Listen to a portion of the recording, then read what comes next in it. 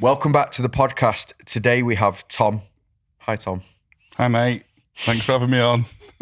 Tom's here to talk about his business, which is specifically helping people with diabetes. I think the best place to start, well, maybe not really. It's kind of a fucking shit story, isn't it? Like, how did you get diabetes? I just woke up one day and I had diabetes. I'm like, all right, it's a great story. Every type one loves that story, though, mate. Everyone wants to know your diagnosis. How did you get story. diabetes? It's not fucking contagious, is it? Like, No, you're not all going to get it now. No, every type one loves that story. Basically, like, the signs are pissing a lot. I'm allowed to swear on this, right? Yeah. Right, sweet. Pissing a lot, lethargic, feeling like you've got a majorly bad hangover and it goes on for days and days. And the final thing for me was blurred vision. This built up across like 3 weeks. I was 21 at the time as well. So it was quite a later onset for me. Yeah. And it's basically whisked myself off to the doctors. They did a piss sample and was like, oh, let me just take your blood. Took my blood and it had no glucose reading in my blood because it was that high. It just come up HI, not just hello. Fucking like, sugar. Your bloody syrup, lad. Basically, and then they rushed me off to the hospital. Kept me in for a couple of nights because they're pretty shit when it comes to sorting out diabetes in terms of hospital, hence where I step in. And then just whisked me on my way, said, this is the insulin, this is what you need to do, have your injections, test your blood glucose. That was kind of it. Yeah. And that is kind of the diagnosis story for most type 1s, especially the ones that I work with, similar to that. For sure, like 21's late though, isn't it? Yeah, it's LADA, so it's late onset diabetes. Yeah. It's more renowned in kids, but saying that, I've got some clients who are in the 50s who have just been diagnosed. With type 1? With type 1. Yeah, because usually, that's a bit of a stigma, that, isn't it, really? Like, I think sometimes people assume that if you've got diabetes later on in life, paraphrasing other people's terms, you've done it to yourself. Yeah. Well, type 2, in a sense, there's like a battle between type 1 and type 2. Because type 2 is kind of, most of the time it's self-inflicted through eating shit, being overweight and having a poor lifestyle. Does that piss you off? What, that people have kind of, in a sense, loose term, done it to themselves? Almost like you've been dealt this card that you had no fucking choice about, and yet people sit there every single day and put themselves in that same category. Yeah, in a sense it does. What more so does really get to me, because I'm quite fucking tough with the way that I coach. You know what I mean? Like, we're quite similar with the way we're direct with people and we're clients. So what gets to me more is type 1s who sit in a victimized mindset and don't want to do anything about it. That's one thing. I mean, type 1 isn't one of those diseases where you really can't do nothing about it because then you die, right? Basically, yeah. But this just die really slowly. Yep. Well, it could be slowly. Let's say you've got high blood sugar. No, but I'm assuming if they do nothing about it, it'll be it will either quickly or slowly kill them. Yeah, definitely. It'll be accumulation over like a few years, but you can do something about it. Yeah, as well. So it's people that you've got that choice. It's almost like people who've got celiac could just eat pizza all the time. Yeah, I think you've always got two options, haven't you? Sit where you're at, do fuck all, or do something about it. Bury your head in the sand and fully ignore it. No, it's an interesting story because my first girlfriend was diabetic, like similar to yourself as well. Like it was late on. She was, I can't remember how old we were. A long time ago, considering I can't remember. But yeah, she was type 1 and she was late onset and she just like lost loads of weight. And I think at one point she was like pissing crystals. Because I just don't think about, again, I might be fucking bastardizing the whole condition here, but yeah, she was like pissing crystals. It was that her body was trying to get rid of that much sugar. She was urinating it, which must have fucking, I can't think of pissing sugar crystals out. But like, that's basically what it does. That's why you urinate so much. So it kind of, your body tries to balance it out and get rid of the sugar through urination. So that's why they test your piss. And then it also will put it up into the blood vessels in your eyes. And that's where you can go blind. Yeah, right? For me, if you know when you wake up in the morning and your vision's a bit fucking blurry, and then after you rub your eyes, 5 minutes is gone. It stayed like that for like 3 days before I went to the doctors. Like that's it, because it started to like even itself out, and the weight loss as well. I lost about 2 stone in the space of like 2 or 3 weeks. Yeah. And it was you were seeing that it's bad. To be fair, like she just like over. To be fair, it was quite a while. Like I think she'd had it for a while, and just not realised and like put it off because like. I remember it was at least a month of like very drastic, like serious weight loss. Well, it comes on like over stages with it as well. And it takes a while really for people to notice the weight loss, but that is one of the main things. So anyone listening to this, like if you do, I'm not going to diagnose anyone with type 1 diabetes, but if you got drastic weight loss, you're pissing a lot, you feel real lethargic all the time, go and get your bloods tested. Like it's worth doing. It's not a difficult one. Again, I think it was just one of those that because of their age, they were like, It looks like diabetes, but is it going to be diabetes We're not too sure. at this age? There's many people that are misdiagnosed with type 1s that I work with. They're misdiagnosed with type 2, like it says for year on end. They need insulin. They're not giving insulin because some type 2 diabetics don't take insulin. Yeah. Years down the line, like, oh yeah, you're type 1. Like, well, fuck my body up because you've taken so long to diagnose me and actually give me insulin. Yeah, can't you lose your feet and stuff like that? Yeah. So from infections, basically. So is that? I always wondered how you lost, not you lost your feet. Tom's feet are his own, as far as I know. But I did always wonder, like, how I kind of got the sight thing, the foot thing. Yeah. Kind of baffled me because I was like, well, why? What is it all? Pool there? From cuts, basically, if you think you've got a load of sugar, so you're diabetic, your blood sugar's really high because you're not controlling it. Sugar fucking loves infection, man. Like, if you cut yourself, go and put sugar on it, it's guaranteed it'll turn yellow the next day. Do you know what I mean? Like, it fucking loves infection. Is that because of the bacteria? Yeah, just all. It loves it. So if you're a type 1 diabetic, it's not well controlled, there's a lot of sugar in your blood, you get a cut on your foot, the circulation's bad anyway for everyone down there. It's the furthest part away from your heart. And you're not looking after it. It can get infected, then it turns into like fucking proper infections, abscesses, and worst case scenario, you're having your foot off.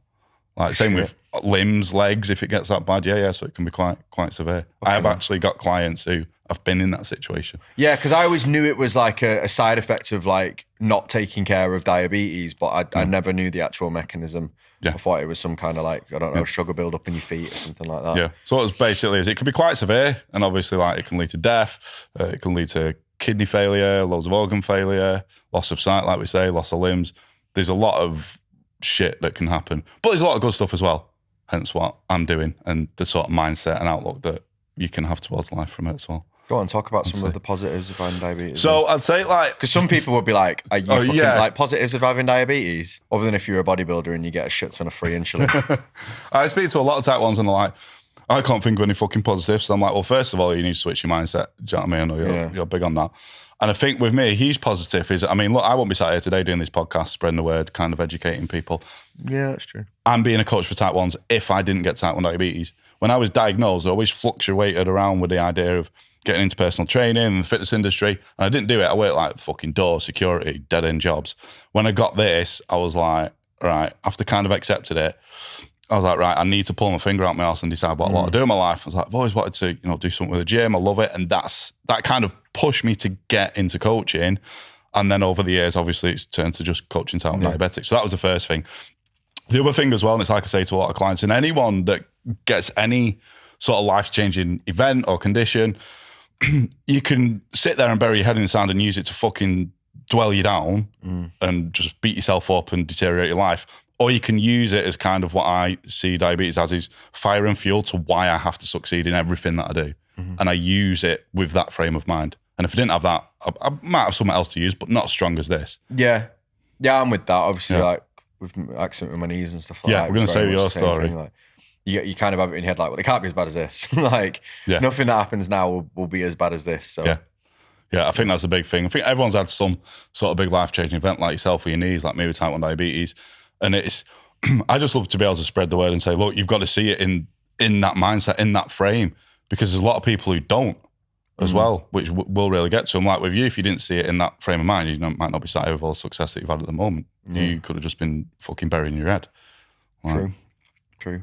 How did your life change after the diagnosis? Did you have like because everyone's like, yeah, I was doing really well now, right? Everything's fine. But like, I know from personal circumstances, like there's always a bit of a valley before kind of the rest of it. So what was that like? Yeah, there was like the biggest thing with getting a condition like that, especially type 1s, is the acceptance part. Like you've got to accept that your life is going to change. You've got this life-changing condition, because if you don't really accept it, you can't do the work to manage it. If that makes sense. Yeah, true. And for me, because I'm an obsessive bastard, and anything that I put my mind to, it'll literally take over my life. Do you know what I mean? Like with building the business, push bikes, just spoke to you about, I'm currently trying to make music and that. It takes over my life, whatever I want to do. And when I was first diagnosed, I don't think I accepted it. Instead, I used all my mental energy to learn as much as I possibly fucking could about the condition. When I got to a level and got good control, I'd realised that I'd not properly accepted it. And then my first bout of depression hit about 6 months into it after being diagnosed. And it was kind of a build-up at the time from a load of other shit. But that was one of the main driving factors that I actually sat there and I was like, took a breath. I was like, fuck, my life's actually changed quite a bit. And that was a big weight. Yeah. So like what things in your life did actually change that? Like, that's what I mean. Like what was the biggest, what factors were affected the most? Like what were the day-to-day things that almost changed so much for you? I'd say a big part of managing diabetes is nutrition and exercise. Yeah. And I'd always been into it since I was 16. I was 21, like I say, when I was diagnosed. And I had to put more kind of energy into that and try and keep as consistent as possible with that. Because that was the one thing. Didn't really understand much about the diabetes side of stuff, but that was the one thing that I knew was going to help me. Mm-hmm. And I had to put a lot of energy into that. And then I think a lot of type 1s do sometimes think this way, but I tried to block it out, but it'd flash in every now and again, like I could possibly, and I probably will die earlier than what I would without it as well. And the chance of longer term health complications, even though I've got great control, and I always say this to clients, you don't diminish it completely. It can still fucking happen. Well, you're only like, over the years, a couple of days without insulin, like, or, some kind of event happening. It's not a time bomb, but it's like you're walking a tightrope. Your tightrope's shorter than everyone else's. Yeah. If everyone else has got this much leeway, you've got this much. Yeah. Which is... That's it. Because even though... Depend on your appetite for risk in life. Yeah, well, you'll be risky bastard with it.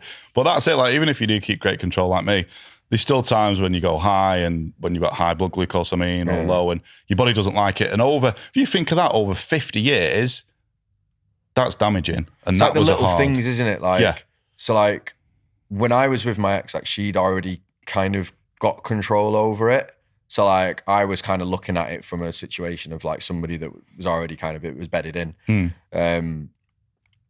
But even then, like going out on nights out and stuff like that, like drinking, because obviously, I always mean to come in and have a glass of Barocca and a paracetamol and eat before I go to bed. But, the more you drink, the less you care. And I think, that's something that probably weighs quite heavy. I remember like fucking soft mints everywhere.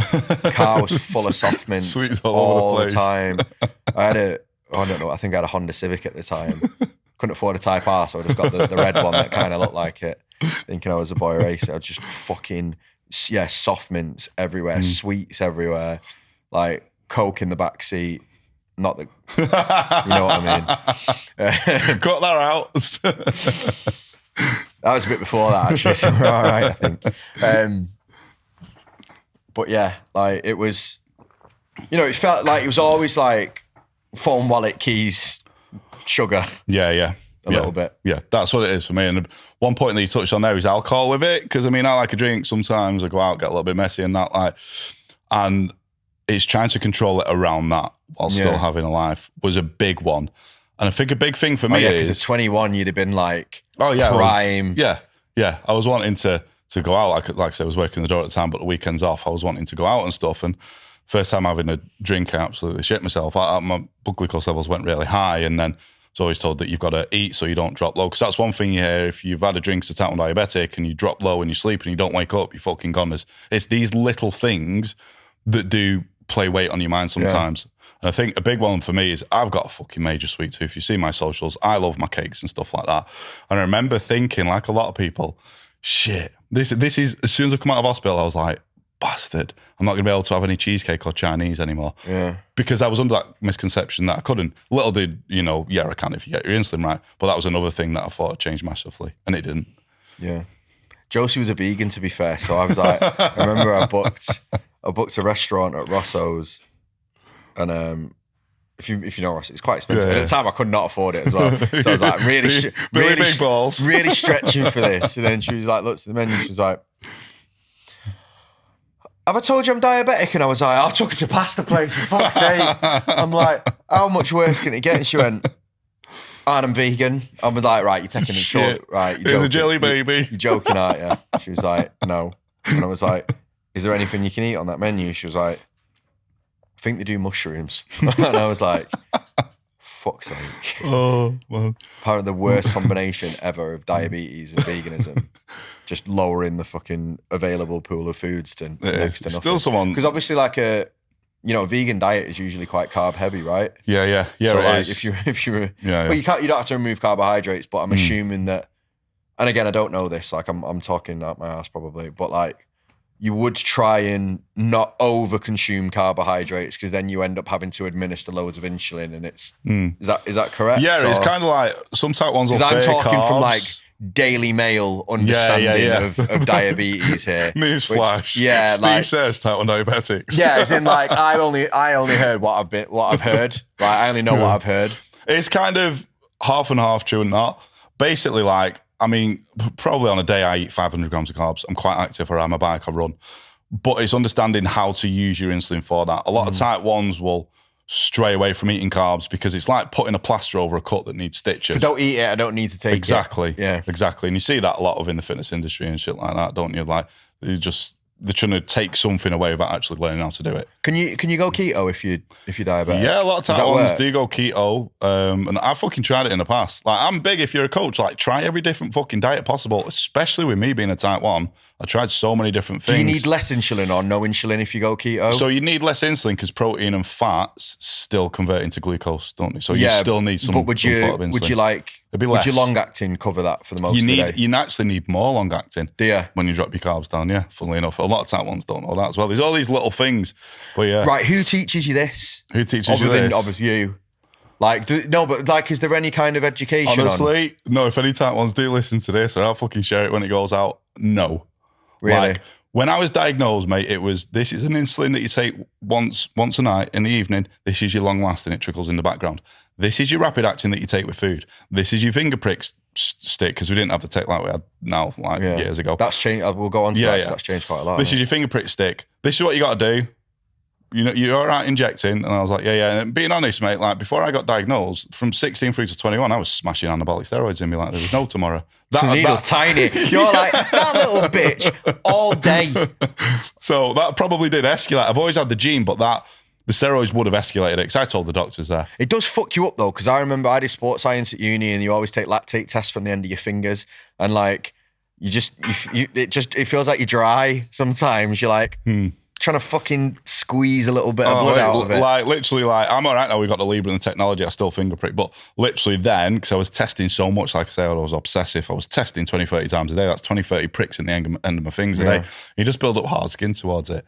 But yeah, like, the education for type 1s, mate, it's just basically that. Into hospital, sent out. They don't teach you how much basal insulin you need, how to work out your carb ratios, that you, like I said, you have to bolus for fats and proteins. They don't tell them this. They don't tell them anything. Yeah, whereas like, obviously I know nutrition, right? But like, again, Daily Mail diabetes knowledge would be like, well, just remove the carbs and you remove the problem, right? Yeah. That's how a lot of type 1s still think.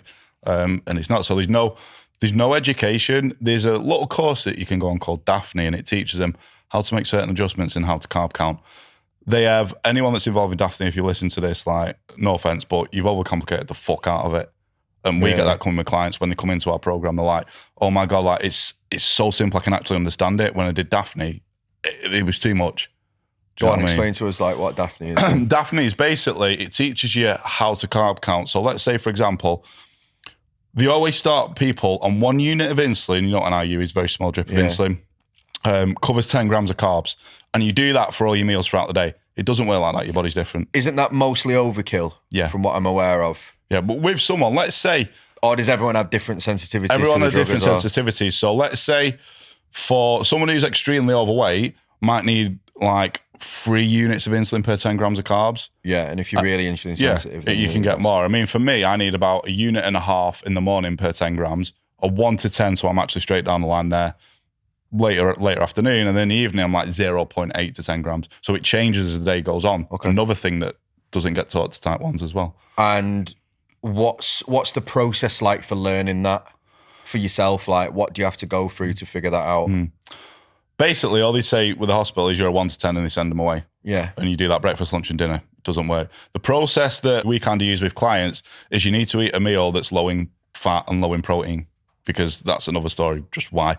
And I probably go with mess with the absorption, right? Yeah. Basically, when you eat a high fat and high protein meal along with carbs, it slows the digestive process of the carbs down, which means you need to get into split bolusing with insulin, extended bolusing. That's a different realm. But working out actually your insulin's carb ratio, like, it's a great thing because there's so many simple trainers around this. Start everyone at a 1 to 10. You'd have 30 grams of carbs. You test your blood glucose. You give you 3 units because you want 10, 30 grams, keeping the fats and the protein low. Test it an hour after, 2 hours after, 3 hours after, 4 hours after. If you start in range at hour 1 and you went back in range around 4 hours after, insulin to carb ratio is right.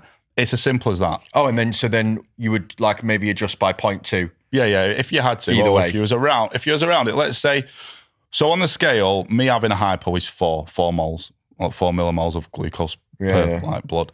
And a high is 10 moles. If I was doing a carb ratio test and I started at 5 and then I ended at 7 4 hours later, that's cool. I'm happy with that. Okay. So it's not that complicated. It's not that complicated. It's just some type ones are like, oh, these fucking numbers. And they just don't, what I've just told you there. Maybe that's why they do 1 to 10, because it's easier. Fucking shit at maths. Yeah. Have you ever tried to get someone to divide by 0.8? Because I've made a career out of it, and I'll tell you what, it's not fucking simple. It is for me in my head. I'm like, why don't you get it? But like, you know, for the vast majority of, you know what, like you may sit there and you probably work with people that are, you know, older, more in tune with listening, but I'm assuming that, again, not paraphrasing, but like making up stats here, I'm assuming that most people who are diabetic are diagnosed when they're maybe under the age of 14. They've probably done it because the maths levels of children under the age of 14, like asking them to divide by 10 is enough. Like, I don't know whether you've ever taught kids to divide by decimal points, mate, but it's fucking... Well, but then again, I'm guessing they don't do any re-education when they're older, so... No, that's it with it. And I mean, the funny thing is, I am shit at maths. At school, my grades were horrendous, 4 E's, 2 D's and an F. Like, I was terrible at school. And I didn't even get graded in maths, because you have like the bottom sets, then you have the special set. The nurture group. Yeah, I was below the special set. There is no group below the special set. I was below the low set. What, on your own? No. No, with a couple of other people. You're not the lowest. No, you're the nurture group. With a couple of other people. So I was just, I hated Did you all numbers. go to the same lessons together? just that maths and a couple of others. But like you generally stayed in the same group of like 3 or 4. Yeah. You know what happens when you put kids in those groups? It's almost like Big Brother. So like, it's honestly, they create really weird relationships with each other, because when you're in high school, right, you mix, don't you? Like you're in certain lessons for form, then you're in certain lessons for science, certain lessons for maths, certain lessons for English, and you mix with similar sets of people, but you sit next to different people, so like you create different dynamics, and like mate, those nurture groups, because there's only 4 of them, they're usually sat in a square like this, and they all fucking hate each other because they're just sat in the same lesson all the time, and they're all struggling, so they're all fucking frustrated, and each one of them understands it in a slightly different way. So like one will get it and they'll try and tell the other one a completely garbled way that they've understood it. And he's like, I don't fucking get it. Why do you get it? It's like altogether they're pretty good, but on their own. No, they're terrible altogether. It's like they create this weird pack, like hive mind. And it just, I taught not a GCSE lesson, I'm lying. I taught an Ofsted lesson, like Ofsted were in the school and they said Ofsted are going to be in the science department, like for this lesson. I'm like, fuck, like what? It's like, I've got the year 7 nurture group. Like, well, easy. Just give them like a fucking, get them to make something. Call about numbers. It was in the summer, right? 2 wasps came in the room. Oh my God.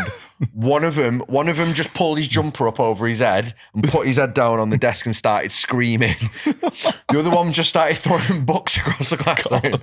And one of them took it upon himself to destroy both of these wasps and was up out of his seat chasing these wasps around the classroom while all the other ones were kicking off because obviously he's making them angry, and they're going, don't make them angry.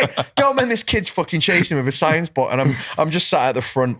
And when you have classes like that, just sometimes like there's nothing you can do. Like when they have a meltdown like that, there's nothing you can do. So I'm just waiting for it to down it, because I don't want to shout on top of it, because then if I'm shouting them to sit down, not like those kids cry when you shout. Do you know what I mean? Like, so I'm stood there at the front of this classroom and I'm just watching one kid that's pulled his jumper up over his head, one chasing him with a book, one of them screaming, and I'm just thinking, I fucking hope Ofsted don't come in now. No, luckily they didn't, but fuck it, like I was literally sat there like this, and our science rooms were all like connected at the back with a door, so you could come in and out of the classrooms, but you could walk through the back of the classrooms to the prep room, like walking through the back of that classroom, prep all the experiments. And I'm just thinking, that door goes and that Ofsted instructor comes in here, I'm just leaving. I'm leaving the school tomorrow. I'm not fucking. I don't even want that report. I want nothing to do with it. Man, but no, I was horrendous at maths at school. Numbers, I hated it, even into later life. But then being diagnosed, as I've just basically said about type 1 diabetes, it's fucking data. It's all numbers. It's all numbers. And I'm obviously shit hot with that, but anything else when it comes to numbers, I'm not. But it's all numbers. I think, that's it. I think if you've got a genuine care about something and there's a proper reason, then you make yourself good at it. Remember when I bet you said it in school, what do I need to know maths for? I'll never use maths. Yep. And foreign languages and science. So I mean, I've never had to use a foreign language. No. I think English people are very ignorant about it. Like you go to other countries and they know just speak in really loud English. Yep. You go to like Spain and they go, I don't know how to speak Spanish. I'm not even going to try. But they say something in Spanish and you go, I'm English. And I bet they're thinking, that's nice. I'm Spanish. Speak fucking Spanish. You're in Spain. Yeah. Imagine going to Tokyo and pulling that off. Imagine if you went to Tokyo and like you went in a shop and you went, hi, do you speak English? They'd be like, do you know where you are? You're in fucking Tokyo, lad. Like, we speak Japanese. I think you're right with that. We are quite ignorant. The only thing that I enjoyed in school that I was pretty shit at was drawing. That was it. That's the only thing I enjoyed. I hated, go figure, look at what I'm doing and what I made a career out of. But science. I hated PE. I hated PE was one of the things. I was shit at science as well. But I hated PE. I remember once, I think everyone must have done this. You get your mum or your dad to write you a letter because you don't like a certain subject. PE was the one for me. And they'd do it. Then eventually they'd be like, no, I've done it for like 2 months on their own. Now you need to do it. So I tried to forge it myself. They figured me out and made me do it in a little vest and some Y fronts. And I hated it. How old were you? That was secondary school, that. So what age are you in secondary school? What school was that? That was Nemo secondary school, that. I think that needs... Is it still there?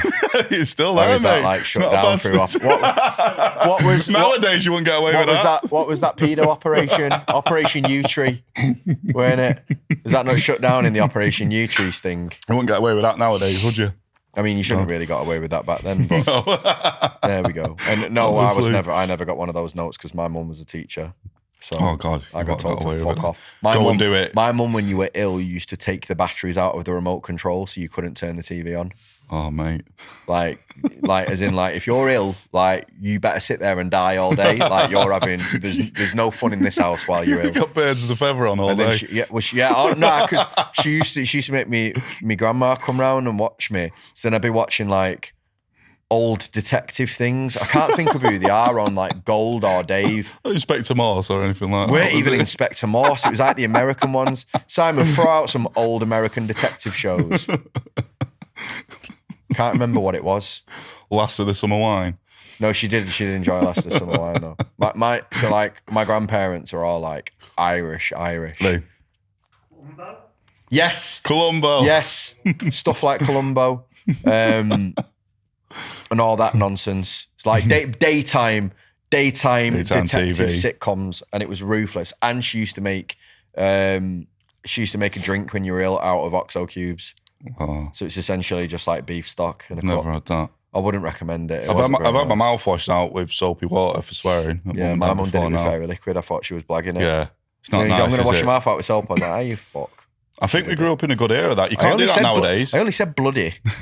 I'm not bloody doing that. And she went, say that one more time and I wash your mouth out with soap. And I went, I only said bloody. And that was the second time, apparently. But mine was like probably the F word fucking or something. Now I use it every day. I do now. Right. I do now. But yeah. I think you can't do that with kids nowadays. When I was living at home, there was no chance. So obviously, so outside of that, one of my good mates is diabetic too. And he's got the pump now.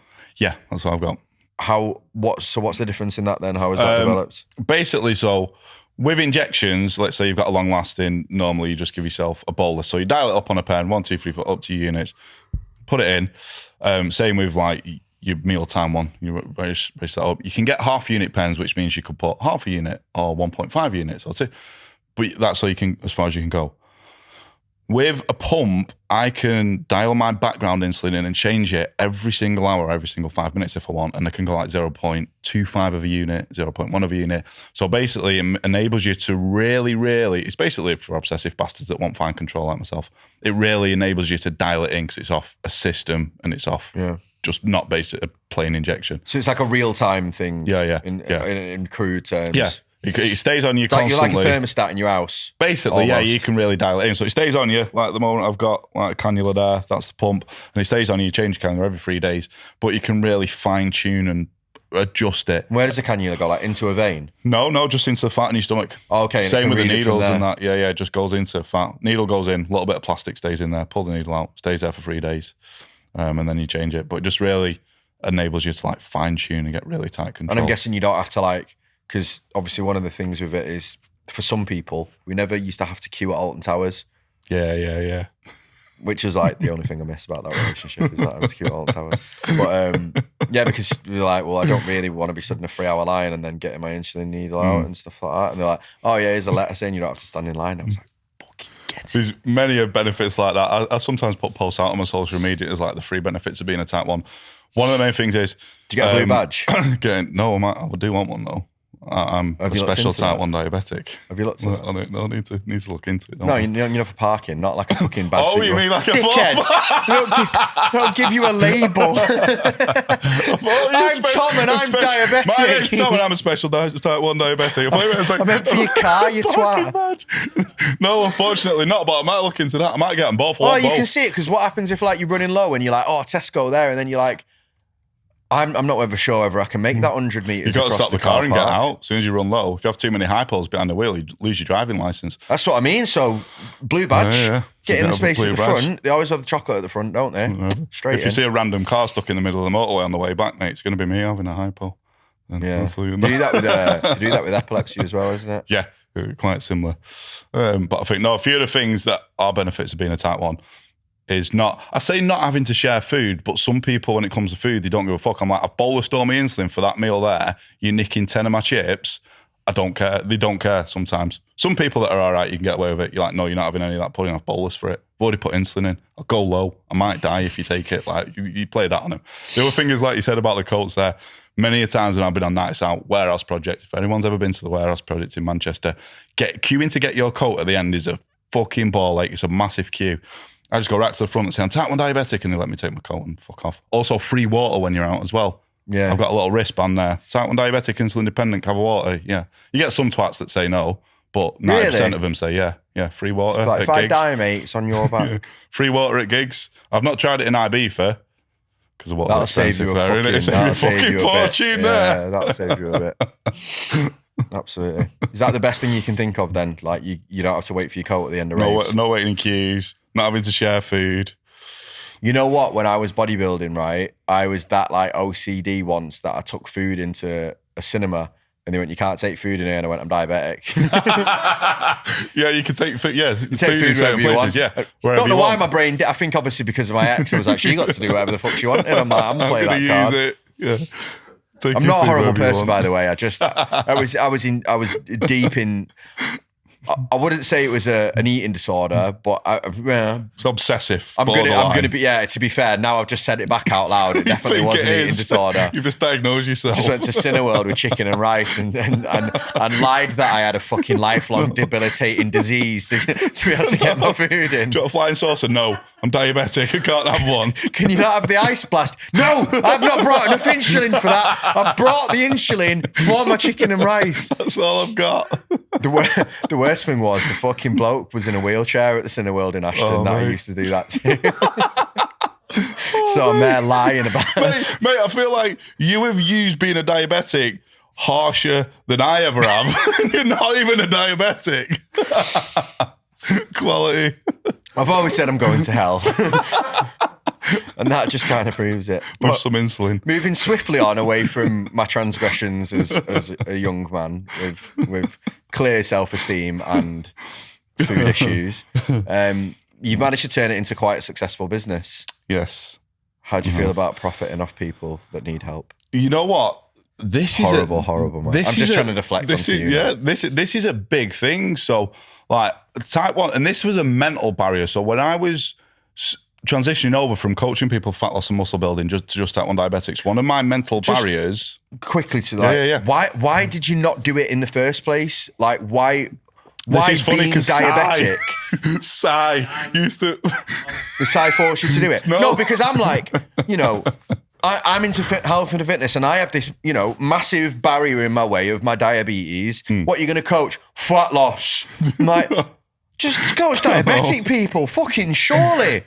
What's special about you, Tom? I don't know. Maybe it's the disease that I have that really seriously affects my diet and training. No, you just could do what everyone else does. Yeah, sound. Honestly. Right, you'll stand out. Si spent about a year trying to push me, create an ebook for type 1s. Just coach type 1s, no, mate. I'm trying to understand the mentality. Like, why didn't you? That's what I'm going to say now. Touch a little bit on your point. First off is I created a massive mental barrier. And the first thing it is, and this goes across a lot of fitness professionals watching this, if I just coach type 1s, I'm going to leave so much money on the table. Boy, was I fucking wrong. Yeah. Like, that was the first mental barrier I had to get over. The other one was, what if people turn around and say, why you? Why are you qualified to help type 1? So I was creating these fucking stories in my head that's not really happened. Yeah. A few people say, why you? And I'll say, look, I've got a fucking back catalogue of all these hundreds of type 1s I've helped. That's are you on TikTok? Yeah.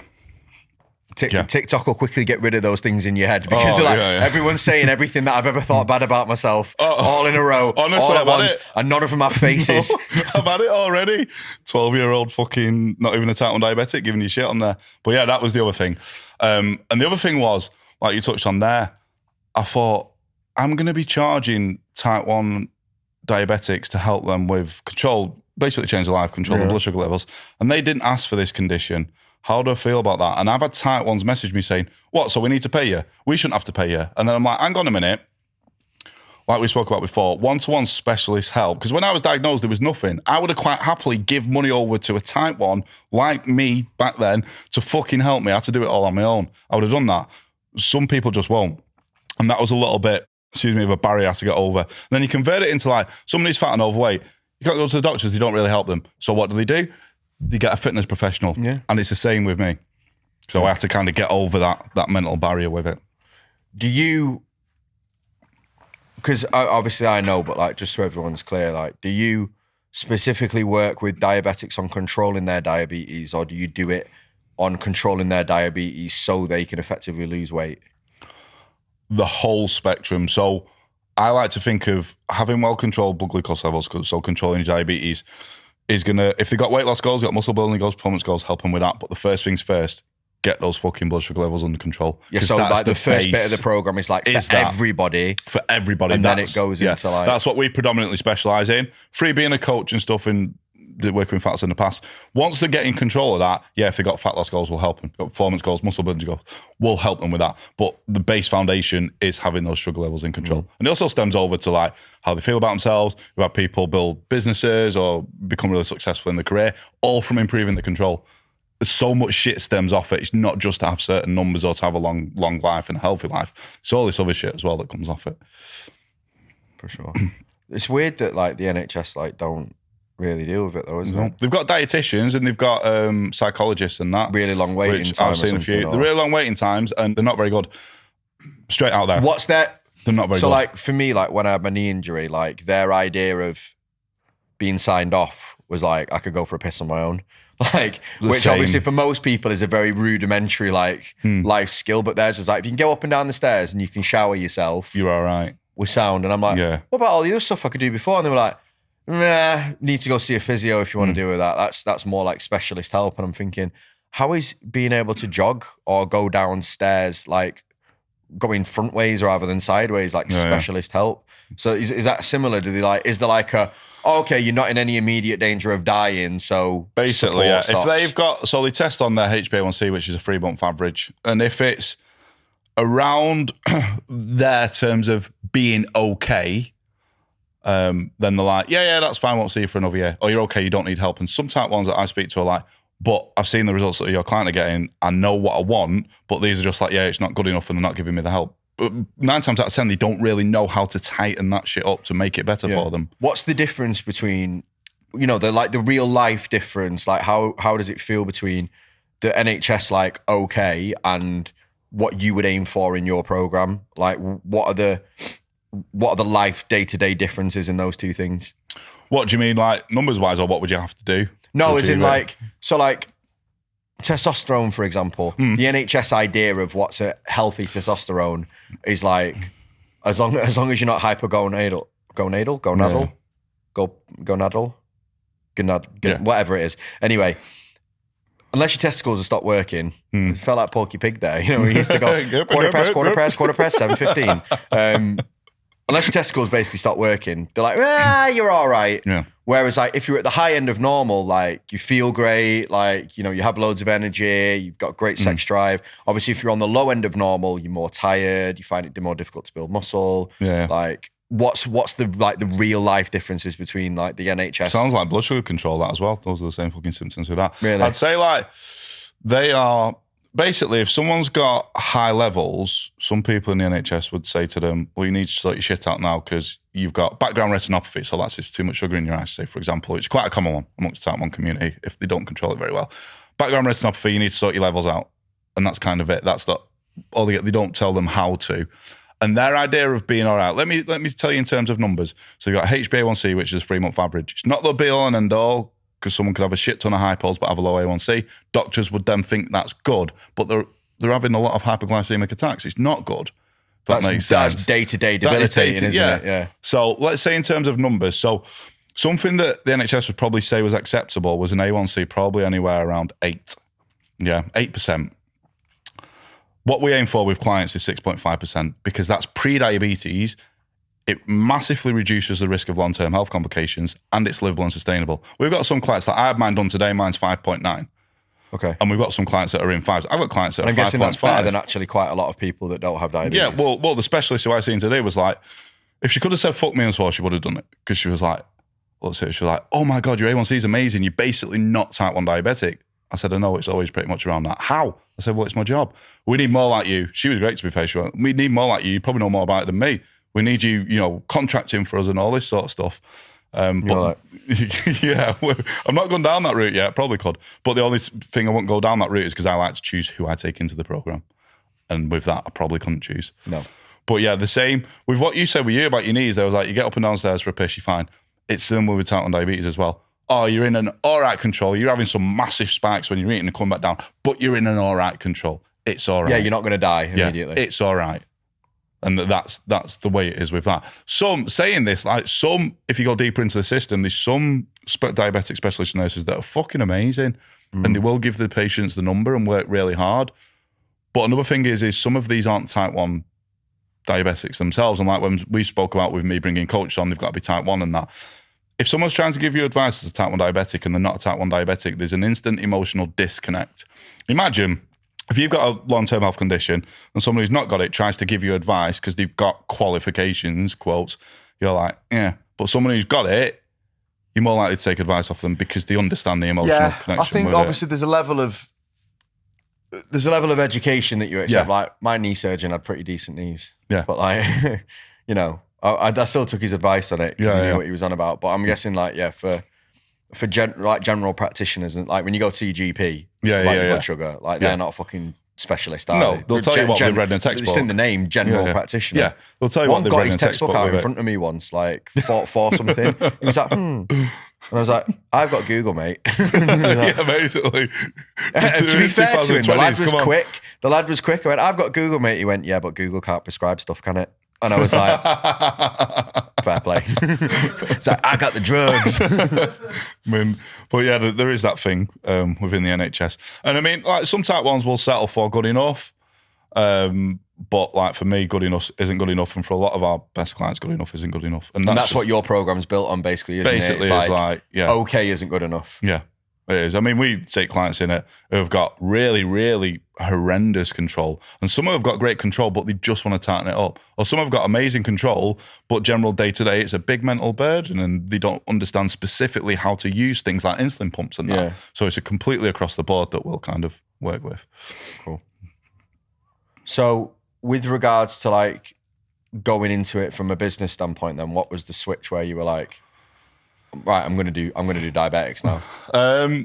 I'd say when I was coaching people for fat loss and muscle building, we had a few type 1s. I was doing an online program as well. And a few type 1s come into the online program. We also coach a few type 1s in person.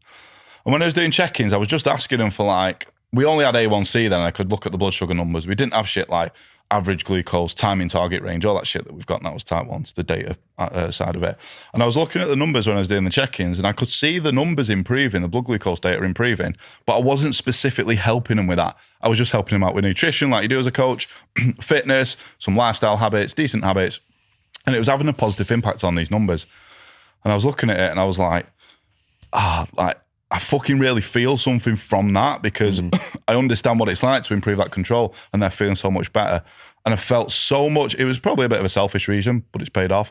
Felt so much better seeing their blood sugar levels improve than I did them losing 2 stone. And at that point, I was like, a lot of people have told me in the past, like I said, beside coach type 1s, I was like, it feels right. It feels like I'm meant to do it. So all the clients I had at the time that weren't type 1s, I was like, see you later, binned them off and just coach type 1 diabetics. Well, that, to be fair, is a fair point, because there's a million fat loss coaches. There's not that many. I know 3, 4. 4. And I know a lot of coaches, like, or I've had dealings with a lot of coaches. First one obviously being Phil, who doesn't even do it anymore. That was his first business, wasn't it? And then there's you, Talia, and there's a girl that's just starting out, like in one of our lead magnets called Catherine, who I think I actually told you to try and hire. Yeah. Have you hired her, by the way? No, not yet. Not yet. If you're listening to this, drop me a message. I thought there was a reason why you're not hired her then. No. I thought you swerved the conversation really quickly then. Nope, not yet. But like, yeah, out of all the fitness industry professionals that I know, there's like 4. Has that been a difficult? Well, I guess it's like almost blue ocean, really, because I know a lot more diabetic people than I know diabetic coaches, and I'm assuming that's reflected. Yeah, it is. I mean, I initially changed over about 5 years ago. About 5 years ago, I think, when I first changed over to coaching type 1s. And at the time, there was me, there was Talia, who, you know, great girl, great coach. And she doing it 5 years ago as well? Yeah. She's been doing it. Old enough? She's been doing it a little bit longer than me, actually. She's been niched down with him a little bit longer than I have. She's going to kill me if she ever hears this. She's in her 20s. No, but I thought really mid-early 20s. Yeah. There was her, and there's Owen, Irish lad, Owen Shit. He's got his podcast and that as well. He comes on mine, I go on his. And we're all, the thing is that gets me, like, with some of the rest of the fitness industry, like fat loss and that, some of them are really like, no, like, it's all my weight, it's not enough. Yeah, do you know what I mean? But with me, Owen and Tal, we're probably, and I'll fucking say this, we're the big dogs in the type 1 coaching game. We are the big dogs in the type 1 coaching game, because we've been around long and we get shit up results. We're all really good at what we do. But we're mates as well. Tal's been on my podcast, Owen's been on, with that. And do you know what I mean? We speak and we're friendly and stuff like that. Imagine if these other two now are like, fucking no, he's a dick. Tom. Who's that fucking dickhead? That's how Tom's a dick. Don't mention my name on a podcast again. I'll be getting DMs, knobby. But yeah, like, it was just mainly us. Excuse me. So there's obviously more type 1s, and we had a pool of clients, and still the same now. There's some more coming into the game.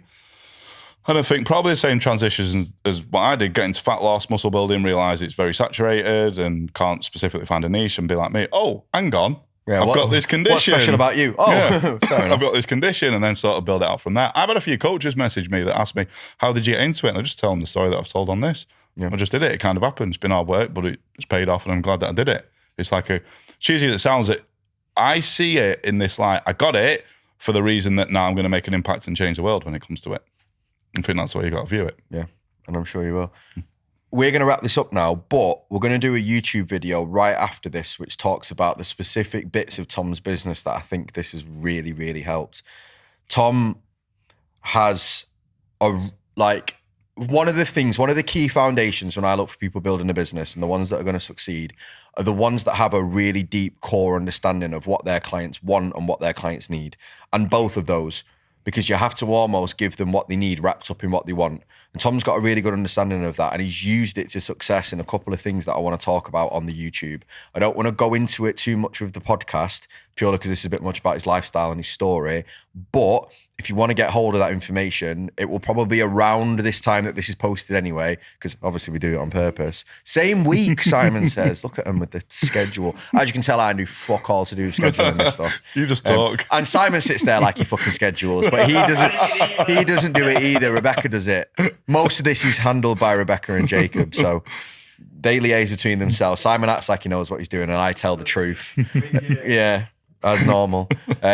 So yeah, make sure you look out for, if you're a coach, definitely, because I know probably there's just some people who are diabetic watching this for Tom. But if you are an online coach and you want to see how Tom's used this in his business, make sure you check out that YouTube. And Tom, where can people find you? You can find me on Instagram at type1_Tom, Facebook, Tom Allison, TikTok as well, but I don't post in there a while because people are like, me, fucking going on. But Type 1 Tom on there. And also YouTube is Type 1 Tom. And you've got a monopoly on that, haven't you? Trademark that. And it's fucking my shit, mate. And a podcast that I've got on iTunes, Spotify, and it's the Type 1 Movement podcast. Type 1 Movement. Thank you very much, mate. Thank you, mate. Cheers for having me on.